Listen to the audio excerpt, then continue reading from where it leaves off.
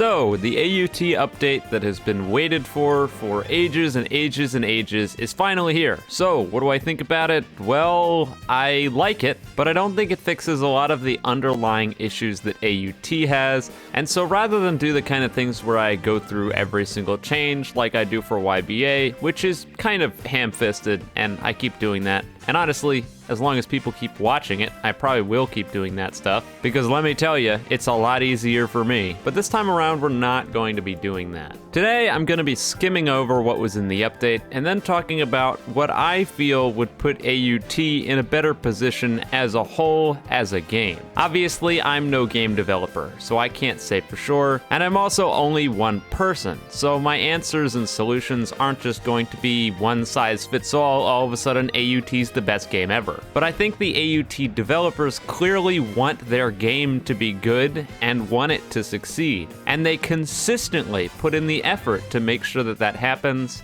And so I want to do my best to give my feedback to see if I can make the game better, even if just a little bit. But regardless of those things, because we'll get there, the first thing we need to talk about is obviously the update itself. And the update, in my opinion, is mostly phenomenal. The new map is wonderful, and while I think there seems to be a decent chunk of people that are hating on it right now, saying that it's empty and there's not anything in it, YBA's main game is also very much empty and there's not much in it, and people love that mode and play it all the time. And I think AUT's old limited map size was kind of a letdown for a lot of people, myself included when I initially joined in. So having this new, large, sprawling map with tons of buildings, lots of verticality, and more than a few unique, interesting areas was a phenomenal decision on the AUT team, and I think longevity-wise, it was the right call. I don't want to sound like a dick, but the old map was not that great. And the new map, in my opinion, is far better. And while on my end it seems like a barren wasteland because I can't really play main game, I'm sure with more people populating the servers, it'll be a good chunk more lively. On that end though, I'm not sure if they increased the player count, and I'm also not entirely sure how many players can be on a server to begin with. And so if they kept the player count alone and they made the map a ton bigger, that might be a problem because it might end up exactly like I said, a barren wasteland with barely anyone around because there's so much room that you just can't find anyone. On a mostly unrelated note, my tournaments, which I don't even know if I'll be running on AUT anymore after the last one, also would suffer from the big map because, well, finding areas to fight and getting back there after dying, easier said than done. Simple fix here, being able to set your spawn point, but if that never happened, I would totally understand, because one person running tournaments for 12 people isn't exactly a priority. And we already got private server controls as it is. Thank you for that, by the way. The map wasn't the only thing that was changed, though. They also put in 2 new abilities from League of Legends, a game I don't play, so I know just about nothing about them. The quest giver, in order to get the quest to get the abilities, is in the middle of the park, and it asks you to get some U-coins and kill some thugs. I was going to try to get at least one of these specs in order to show it off here, just so you could get a gist of what it's about, but unfortunately the quest just straight up doesn't work right now. I don't know how these quest not working things keep happening, and I don't know if it's completely regulated just to me, but what I can tell you is I'm almost certain that by the time you're watching this, it'll probably be fixed, and if it's not fixed by then, it'll be fixed in the next few days. Continuing on with the general positive vibes of the update, and the world got a massive buff, or more so a massive list of fixes on its moves. They basically took the information that I gave in my What's Wrong with the World video and put it to good use, which means that, thankfully, I've had some sort of effect here. The world was kinda lame and had some strange problems, and they appear to be fixed. Like I said, I'm not gonna go over every little change because I don't wanna be here all day talking about mundane stuff you can read yourself. What I do kind of worry about, though, is with the conjunction of all these moves, the world has the chance of being a little bit overpowered. I'm gonna need to do more testing and labbing about it, and I think some moves are gonna need some end lag reductions or increases, but those things I'm sure people will start figuring out themselves and balance changes will come accordingly. There's a boatload of other bug fixes and move stacking fixes and other just general fixes that are in here that are all phenomenal, and I'm very glad to see them.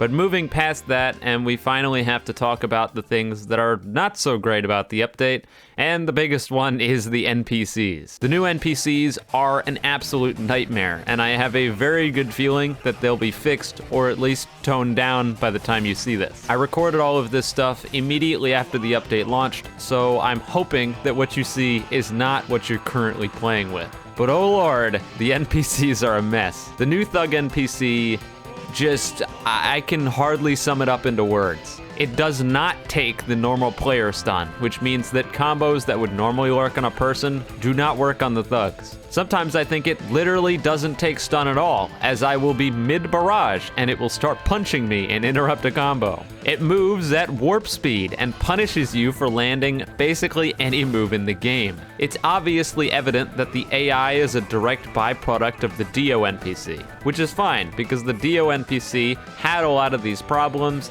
but for the most part was still fightable. Some things, though, don't really add up, namely the whole teleport directly behind you thing. Considering that it's just a thug, he doesn't use any time skip, they just teleport behind you. What's going on here? And then when they do teleport behind you, they start spazzing out and fly up to the stratosphere. Teleport, teleport, teleport, teleport. It's just, oh man, it is a complete mess. The AI, yeah, not great. And I already talked about the fact that even killing them doesn't do anything because the quest doesn't work. So right now, as of the recording of this, killing the AI doesn't do anything and is a complete chore. I'm 100% sure it will be fixed, but it should be noted. The other thing up here, which I guess doesn't really fall into the negatives category, and in hindsight is probably a positive, so it doesn't really belong here, but that's of course the new skin system that they added. The skin system in AUT is the best monetization model maybe on the platform that I've ever seen. And that is some serious high praise, because usually Roblox monetization models are abysmal and make me want to cry. But the skin system is great, and it absolutely puts YBAs to shame. Not only are skins not completely RNG based, but you also have the opportunity to earn them without having to pay, but you can pay if you want to. I have zero issue with the fact that they're locking monetized skins behind a paywall. Absolutely zero. Because that's the way monetization should be done. And the fact that it's not only not RNG, so you get what you pay for, and the fact that the skins are on a rotation period so that you can just wait to see when one you want pops up in the shop, encourages people to log in on the daily to check whatever the shop is if they want a skin, which increases people's likelihood to hop on and play, as well as allows those who want to spend money on the game to directly buy what they want rather than re-rolling stands over and over and over again, spending hundreds of dollars trying to get a skin and not getting shit. And yes, that's a direct call out to YBA's f***ing terrible skin system. Holy shit, is it bad, and this is infinitely better. So skins, hats off, well done. Now with that wrapping up, I do want to get to talking about where AUT should go from here and some other things. But the first thing I want to address is, why did this update take so long? And that isn't me asking that, that's the community asking that. Because for me, I could not be happier that they delayed this update past Halloween. I cannot even begin to imagine what this would have looked like if it was posted on Halloween. Obviously, I haven't even gotten a chance to use the new abilities, and I'm sure they're plenty in-depth and had millions of chances for bugs. But if some of this stuff is already as rough as it is, I can't even begin to think about how much of a disaster it would have been if they released this on Halloween. So while a lot of the 12-year-olds out there are probably crying themselves to sleep because they were hoping that this update would revolutionize everything and change the whole game and turn it into a perfect masterpiece, I am not only okay, but seriously happy that they decided to delay this. And I think that the update we got was plenty substantial for the amount of time we waited, even if that's not what people want to hear. Development work is obviously not easy, and I can guarantee you that 90% of the people that are complaining about this, if not more, have no clue what goes into game development or any of that. So if you're one of those people that doesn't have any clue what goes on behind the scenes, and you're complaining about the amount of time it takes, and you just wanted it to release on Halloween as a complete broken disaster, I don't even know what to tell you. I mean, honestly, you're probably on the wrong channel. But anyways, that's all I really needed to say on that. I think we need to move into the final part of the video, which is talking about AUT as a whole and the game itself. The first thing on the chopping block, which isn't even really a massive problem, but it's made me not play and continue to not play, as you can tell by the background footage of me, well, not playing 1v1s. And that's that Unranked was yoinked and stays yoinked. And I do have to go back and apologize, because I highly doubt that the developer that made the initial poll is watching this video, as I completely shit on them and I was an absolute dickhead about it. Odds are they didn't watch my stuff to begin with, but in case on the 1% off chance that they're seeing this video, I apologize. That video probably never should have been made. I should have reached out through different means to try to get my opinion heard rather than starting a witch hunt. Because the last thing I ever want to do is weaponize my community against other people. I try to do as much good as possible, and on almost all occasions, I try to keep things as civil as possible.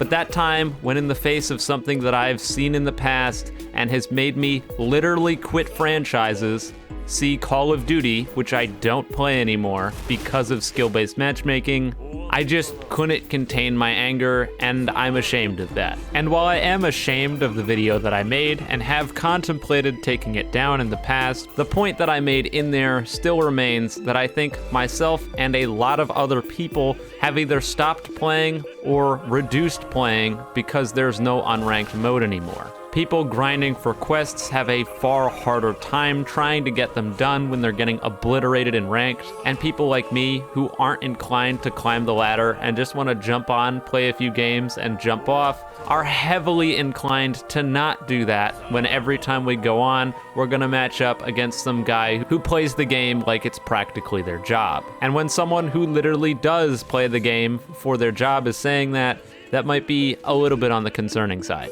Anyways, roundabouts aside, I think there should be an unranked mode, and I think it would make more people inclined to play rather than just kind of quit. Ranked mode is awesome, and I'm really glad that the people who wanted ranked mode got it, but at the death of unranked mode, it feels wrong. Having unranked obviously isn't the only thing that could help AUT, and I think the next thing on here is some solid PvE content and grinding opportunities.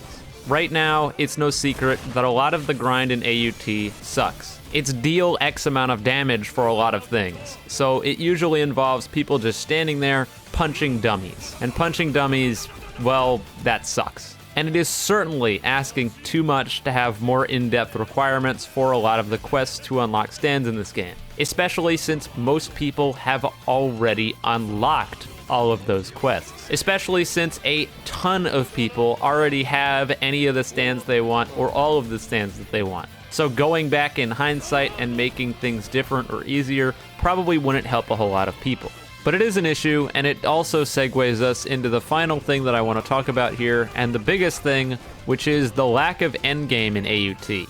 Lacking an endgame is a problem that I see in YBA, I saw in TB2, and I see it here. Those three games being the ones that I've played the most. And there's a good reason why these games lack endgame, and that's because having an endgame is hard. Especially in a game like AUT, where they're attempting to do competitive balancing and make it so all the stands are balanced and you can have an equal chance with all of them. In YBA, it's frankly astonishing that there's still no endgame kind of content, especially with a leveling and MMOs type system where you can encourage that kind of stuff, and where if a level 1 went in, they'd get obliterated, and if a level 50 went in, they would have a hard time.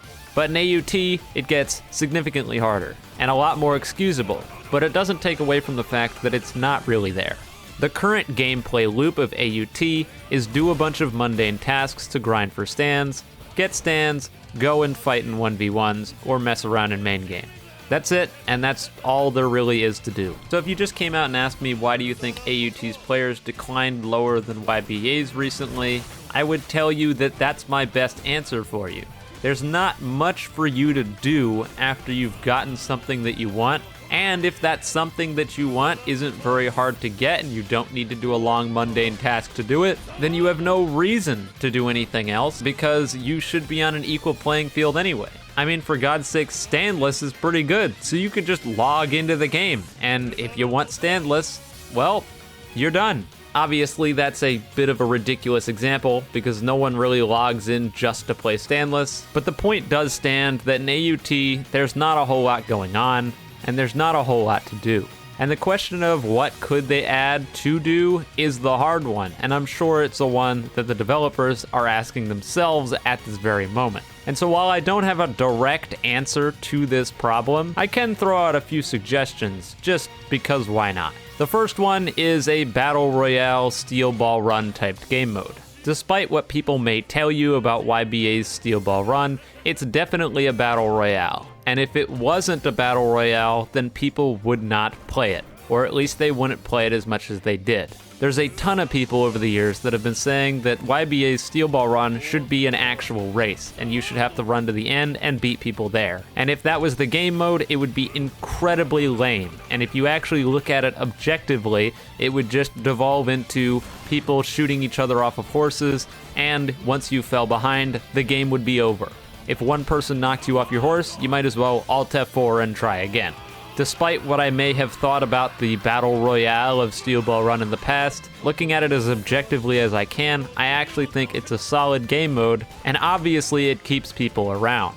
And I don't necessarily think the only thing that's keeping people in Steel Ball Run is the rewards at the end, but I definitely think it's a factor. It's also a social game mode, where you can speak to people, go in with your friends, and form a party size of really however many you want. So it encourages people to actually work together with gangs and be social, something that AUT completely lacks at the moment. The incentive to join a gang or make any sort of clan surrounding AUT is all but worthless. And because of that, the social aspect of the game outside of trading is completely absent, at least from what I've seen. So while I don't have specifics, I feel like a Battle Royale or Steel Ball Run typed game mode with solid rewards at the end of it if you win would encourage people to not only work together and form more social connections, but also just give something for people to do if they don't want to play 1v1s or wander around looking for items in main game. It would also give people another outlet to earn items and such from winning this mode rather than getting them from RNG. Imagine how much more incentivized people would be to play a game mode if when you got to the end of it, you could pick an item from a pool of items if you win. And depending on your placement, you get to pick different items. Even better, make it so that if you get knocked out, you still get something. That way, even if people get demolished, they're still incentivized to play. I know there's a ton of people in the no participation trophies camp, but I really do think that people would be more encouraged to play a game mode if even if they lost, they got at least something out of it, and it wasn't just a complete waste of their time. Huge rewards at the end if you win, not very great rewards if you lose, but at least everyone wins to an extent, which keeps people wanting to play. The other thing that I feel like AUT could do that YBA can't is keep cheaters out of this mode. Roblox's anti-cheat alone is garbage, and everyone knows it. It gets bypassed all the time. But YBA makes seemingly no effort to try to stop the cheaters in Steel Ball Run. If there is an effort, it's not seen by anyone because we don't know and it never gets resolved. There's cheaters everywhere, it's incredibly frustrating. And I have enough faith in the people over at the AUT team that they would actually put in an effort so that there would not be as many cheaters in this mode. And as I said earlier, even if there were cheaters and you got demolished, at least you would still get something out of it. I'm talking way too long on this one little thing though. The other thing that I want to talk about is PvE content, raid bosses, and raid dungeons. Because I think this is another thing that could get people to work together, form clans, and just generally be social. And I think that, at the end of the day, is what keeps people playing. Games are always more fun with friends. And so if there's incentives to play together, people are going to have a better time and more likely to come back. In my mindset at least, and from what I've seen over my years of gaming. And I think that raid dungeons and raid bosses are a good way to go about this. Obviously, the PvE in AUT needs a lot of work, so this is asking a lot. And the other thing is also asking a lot. It's all asking a lot, I'm just throwing stuff out there. Whether this happens never or 3 years down the line, I figure it's worth a shot. Circling back though, PvE and AUT is a mess, but I think they've proven through the use of the Dio boss that they can make at least remotely smart AI that works decently well. And if they just iron out a few issues with that, I think that dungeons are not that far off. PvE dungeons and the like would also encourage more team play between people and would benefit the developers to actually put effort into supportive stands or buffing up the support roles of current stands. As it is right now, the only real supportive stand that I know of that has any abilities that helps anyone else is Gold Experience. And obviously, eventually they may add Crazy Diamond, which would probably be able to do something similar to Gold Experience, but really Gold Experience's ability to help keep people alive is not that powerful. But imagine if there was a raid dungeon filled with difficult PvE enemies that effectively forced you to have 3 or 4 people in order to do it reasonably. Obviously, it would take a very, very long time, but you could still do it by yourself. It would just be really, really hard. But it would seriously encourage people to get together team compositions of solid heavy hitters and good supports to go in there and clear out a dungeon for rewards at the end. And while I've said it a million times that I'm not a fan of RNG, having RNG rewards at the end of the dungeons that actually had decent drop rates would encourage people to play them multiple times to get different items. Honestly, even if it wasn't just items and it was currency for skins or skins themselves, anything, if it encouraged people to work together, introduced more supportive roles, and just generally bring people together, I think it would be an overall positive. But that's really just my 2 cents. For all I know, no one wants this, and this wouldn't do anything for the game and would be a massive waste of effort. As I said before, I don't know everything. I don't know all the answers. I only know what I personally have thought about and what I've seen over the years. And I can only make educated guesses. But I'm still doing my best in spite of that. With that though, I don't really think I have anything else to talk about for today. As it is, this video ran on far, far, far longer than I expected it to. And honestly, I probably ran out of AUT footage a while ago. So you're probably looking at YBA stuff right now that I had left over because I don't want to go get stomped in AUT ranked. So if you're watching YBA in an AUT video, my bad, but that's why. Anyways, I hope you guys enjoyed this video and just me airing my thoughts. There was a little bit of structure at the start, then it kind of devolved because I just got into it and kept talking. But let me know what you think of all the things I talked about today. Are you happy with the update we got after all this time? Are you mad about it? Are there issues you have with the update? Do you think my ideas are good or terrible? What do you think about the whole matchmaking system? I'd love to hear it all in the comments. Contrary to popular belief, I actually do read the comments on my videos. It's usually filled with memes and garbage that I just don't bother responding to most of it. It may come as a surprise to a lot of you, but I genuinely believe that the AUT team is capable of making a game that can far surpass YBA. And I know those are really large shoes to fill, but I genuinely believe it's possible. Despite all the bugs, they've shown time and time again a dedication to making the game as great as it can be. And that dedication is something that YBA has slowly lost over the years. And so while YBA seemingly consistently seems to go in this downward trend, AUT has just about nowhere to go but up. That's all I got to say though. So if you enjoyed the video, you can leave a like, subscribe. If you didn't, don't do those things. And with all that being said, have a wonderful day or night wherever you are, and I'll see you next time.